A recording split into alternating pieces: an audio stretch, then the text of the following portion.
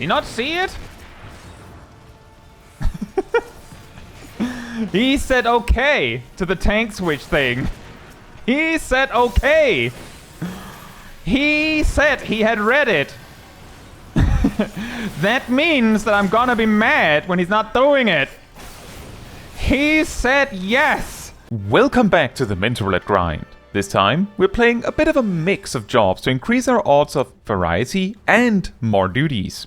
This set of duties also took place during the Mocktom event before 7.5, which likely affected our duties considering I collected somewhere around 23 Mocktoms throughout. Speaking of which, for duty 1, we went to Hell's Lid, a Mocktom duty, as Viper. The main outlier in this run is that the tank had a bunch of random awkward stop and start points, which could possibly be traced back to them spending a bit too long standing still whenever they picked up a pack, leading the healer to believe the destination was reached, so they start using Holy.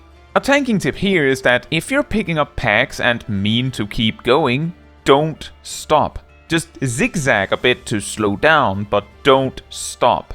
When it comes to Viper, its toolkit is definitely a bit bland at this level still, but even without the follow-ups on Vicewinder, it beats your filler combo by about 10%, so we still use them. For duty 2, we went to Brayflox Longstop as Paladin. A tip for the very first big pull of the dungeon is to lead the mobs a bit ways up towards the hut. Both because this allows, for example, your healer to pick up the key while staying within range, but also blocks line of sight for one of the ranged monkeys, making it easy to pile them together. This can get sketchy if your healer doesn't see it coming, as they might get line of sighted too. On the second boss, the Lizard, there was a moment where I dropped super low, which I think may have simply been the healer forgetting for a second. For safety reasons, I chose to split up the packs after this boss, which I think ended up being the right call. That big pull tends to get really scary when you do it all in one, but for the rest of the duty, things went about as you'd expect with no issues.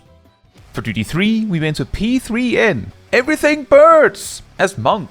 And fittingly, although I forgot to utilize it until it was far too late, at level 90, the potencies of Dawntrail make it just so that double solar, meaning double rising phoenix, in the opener is optimal. The more you know. An interesting detail about this whole double lunar or solar thing is that if you forget to do it in the opener, you can still do it in any 2-minute burst to align it then. The problem here is that doing double lunar or double solar is technically losing a bit of damage by postponing a phantom rush. And if you don't make it to that phantom rush, the payoff making it worth it doesn't come. So the later in a fight you do make this setup, the less likely it is to pay itself back. And you also get less opportunities for it to pay off, since every Phantom Rush catching 2-minute buffs is part of the payoff. For the fight itself, the mechanic where 4 players are targeted for White Flame Circle AoE, we actually managed to solve it with just 2 of the flames with some careful positioning. Very nice. For duty 4, we went to Odin as Gunbreaker. On the first attempt, we end up getting overwhelmed by a combination of AoE damage and slowing debuffs as the party bunched up a bit too much. Some of this chaos also took too much attention from the healers, leading my co-tank to die right after a tank buster, partly because I was too slow to provoke. The main advice here is that Odin will regularly strike 3 random players with a circle AoE without warning that deals damage and applies an attack speed slow to them and anyone near them, so spreading out in the room is highly recommended. For melees, this also means stretching out to max melee if you can and standing at different relative cardinal positions around the boss as possible. Another part to this is the Gungnir add intermissions, which deal raid-wide damage until they're dealt with. Make sure to prioritize the spears. From the tanking side of things, make sure to use some mitigation for every Sunken tile. They really hurt. Your 30% alone should be fine most of the time, but pair anything less than that with something else, such as Rampart plus Reprisal. Using your invuln for one is also a decent option when all else fails, but put the invuln last in the order as the fight is typically not long enough for you to get another invuln, but is plenty long enough for you to get multiple uses of your 30%, assuming you use it early. Eventually, our party gets worn down by all the raid-wide damage and we suddenly go down. On the second attempt, one of our healers go down, but aside from that, things go alright. I provoke early enough to prevent my co-tank from dying this time, and when nearly the whole party gets slowed near the end, it slows our combined damage so much that the debuffs run out naturally just before Odin starts the DPS check at the end, and we clear up the fight nicely. For duty 5, we went to save a turtle as Dancer. This one actually got a little spooky because it seemed like the tank wasn't really paying attention until I really started getting noisy in the chat. I also saw the thaumaturge try to sleep the turtle here and there, which was funny and, you know, it made sense, just didn't work. The quest said to sleep it after all. For duty 6, we went to Castrum Meridianum as Sage. Nothing really interesting happened here. A positive is that I was playing a job that is particularly good at this one, as Sage. But yeah, big shock, we fought a Black Eft, a Drill Hands boy, some giant dudes, and then had a talk with the Rocket Punch monk, and then moved on with our day. For duty 7, we went to Explosive Nap Time as Dark Knight. This time, I actually managed to interrupt one sleep and stun another, and the third sleep happened to land on a DPS, so we can easily have the healer fix that one, if they cared to. I guess it didn't really matter. Still, kinda funny. For duty 8, we have Mandragoras, Condors and Gorbius as Warrior. I held my Berserk for the last wave since the duty is so short we don't get 2. But fortunately, the White Mage made sure to keep me nice and healthy. We almost could have wiped there, right guys? For duty 9, we went to Sunken Temple of Qarn as Dark Knight. Last time we ran this with me tanking, I overestimated my healer, pulled too big, and the initial pull got very awkward. So this time I split the pull in 2, which turned out to be very much the right choice, as during this first pull, my healer got distracted complaining about their job choice. Which is pretty wild considering how strong Astrologian is at this level, so let's talk about that. At level 37, White Mage has Regen, Medica, Cure 2 and technically Presence of Mind defensively. By comparison, Astrologian replaces Presence of Mind with Lightspeed, Essential Dignity and all of their cards, which is way better defensively. Okay, not the Lord and Lady of Crowns card, but the rest of them. Astrologian also has the strongest dot by far among the healers still. Yep, very balanced 500 potency combust. Between Sage and Scholar, they have their OGCD AoE hot. Atlo, Soccer and Euphrasia, and then Sage also has Soteria on top. I'd say between the 4 healers, Astrologian is the most powerful at this level. Now, aside from some spooky low HP numbers near the start of the duty, everything else went very well, with nothing going wrong on the first boss, 2 cycling the second boss, and skipping all of the ad phases on the final boss. Very nice. For duty 10, we went to 07N, Omega's Guardian, as Samurai. Despite how poorly we dealt with most of the mechanics, we impressively didn't see a single death. Half the raid got shoved back into the goop on the first knockback, then one green soak circle was missed, which apparently doesn't give a vuln or anything. Then for the demon simulation circles, we took a while to actually get started on solving the circles and only missed around half of them as a result. For the last fifth or so, we finally get it together and do the mechanics right. For duty 11, we went to Ifrit Extreme. Oh dear. But Crusher's here as Dancer and the second machinist knew me, so it might be fine. Except Crusher let me know that them recognizing the other tank from a previous extreme was not meant as a good sign. We start by going over Searing Winds briefly, but while the Scholar got it, the White Mage absolutely did not. Additionally, my co-tank didn't seem particularly concerned about tank switching at all. Every time Ifrit uses his flamethrower attack, it builds a debuff on the tank that makes them have less HP and take more damage, stacking up to 5 times.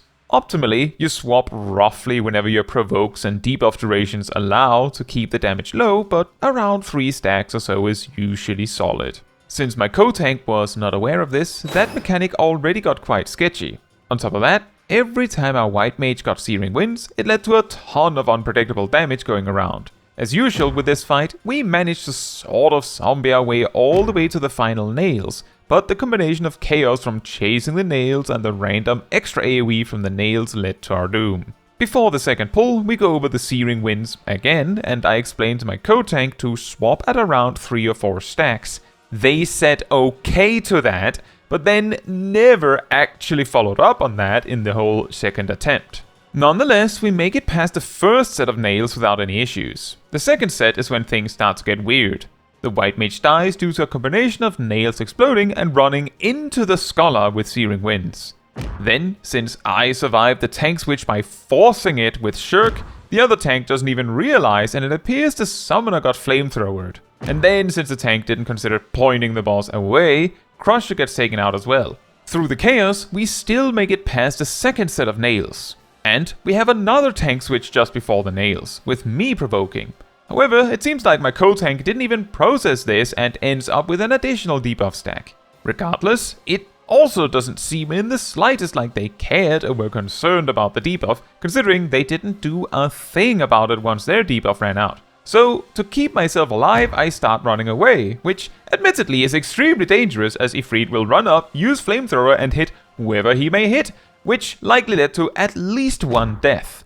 But at the very least, it bought me enough time for the tank switch to happen after me screaming about it. Although if it hadn't, in hindsight, I had ran the timer long enough that Shirk was ready again. Remember that they said okay when agreeing to this tank switch thing. Then, of course, with them tanking, once again, not caring at all where they're pointing that fire hose. But despite all of the chaos, we managed to beat the third set of nails, and I take over tanking once again since my debuff ran out. As the fight is wrapping up, our team almost dies altogether, leaving us with me, 2 healers and 1 DPS alive as Ifrit jumps away for another dash mechanic. Scratch that, 1 healer alive. The moment Ifrit resumes fighting, I slam all of my defensives knowing the fight will not go past 20 more seconds. And we succeed on one of the most cursed Ifrit Extremes I've ever been a part of. For duty 12, we went to Lost City of Amdapor as warrior. We did a very large pull at the very start, which in retrospect we probably should have split up a bit. But we managed, with me using nearly every cooldown I had available. A funny thing about this dungeon is that at certain points in the duty, there are 2 chests instead of 1. And one of them is a mimic. The typical way parties solve this is to just not open any chests in the whole dungeon. The loot is kinda whatever anyway after all. However, someone in this party insisted on opening them, leading to surprise mimics. Around midway through the duty, we also had another relatively big pull that went extremely sideways, leading to the healer dying, and then the samurai, and then me, but we did clear the pull. The rest of the duty went alright. The final boss has one mechanic that messes up most parties, but due to power creep, usually doesn't wipe parties in my experience. When you pull Diabolos, doors spawn with icons on them that disappear a bit after. You need to mark the door so you can find 2 identically marked doors when the boss casts Ruinous Omen.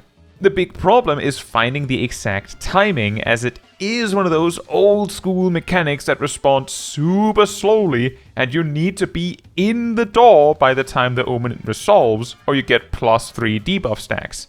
We still survived, thankfully. For duty 13, we went to O11N, Omega. Early in the fight, my co-tank almost dies, which gives me the opportunity to save them before they die with a preemptive provoke. Considering how badly this duty sometimes can go, I think we did very well. For instance, we only had 1 death to the first set of lava odds.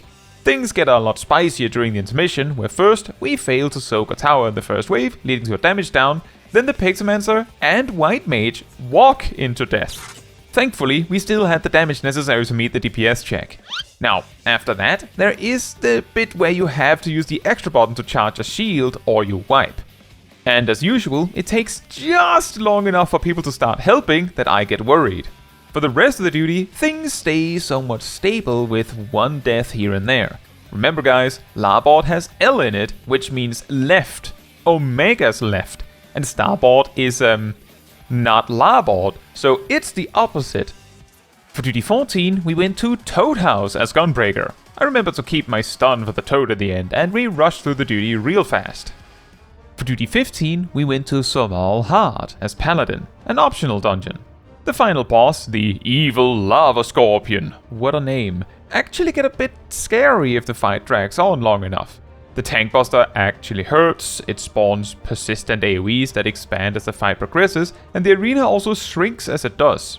Normally, the fight is over before the second wave of adds. 4 adds spawns, but not this time. Each flying press from the boss spawns 1 more persistent AoE and expands the existing one, so the space got a bit cramped too. But we brought it home just fine. For duty 16, we went to fight off some poisonous plants with Pixomancer, and, as is tradition, nothing special happened here. For duty 17, we went to A3N, Alexander's Living Liquid, as Black Mage. And this one went about as well as you can imagine. The one tip I would bring up about Black Mage for this one, because I used this trick, is that Transpose Swiftcast Fire 3 is a gain at this level, despite the MP cost of doing so.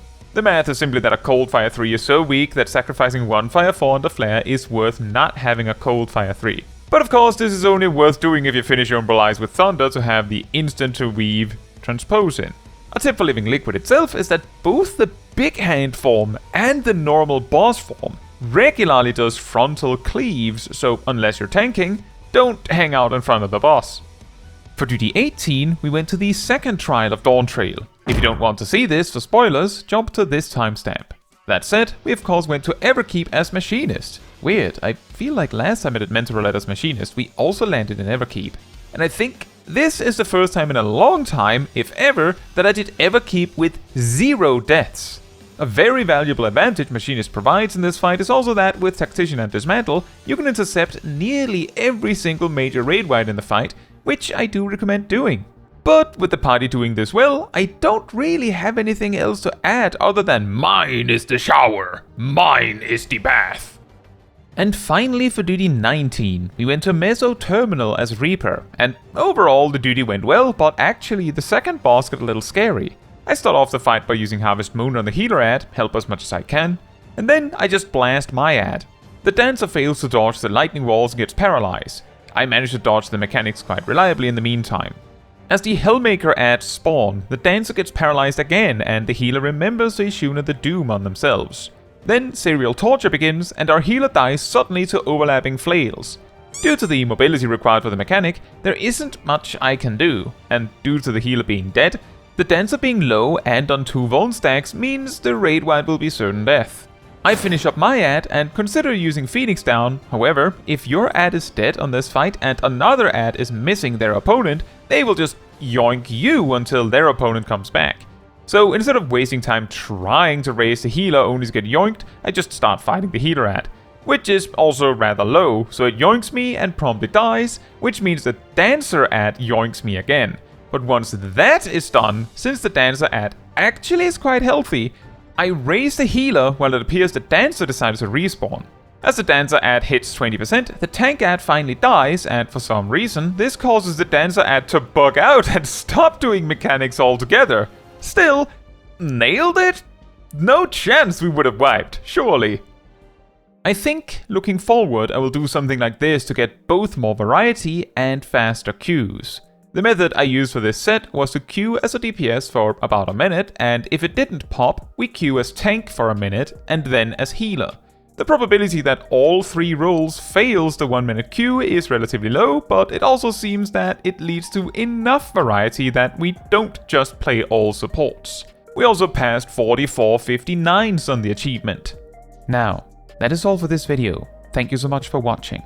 If you would like to support me and my channel more directly, you can become a member like these wonderful people here. You can also alternatively support me through Twitch or Ko-Fi, links in the description.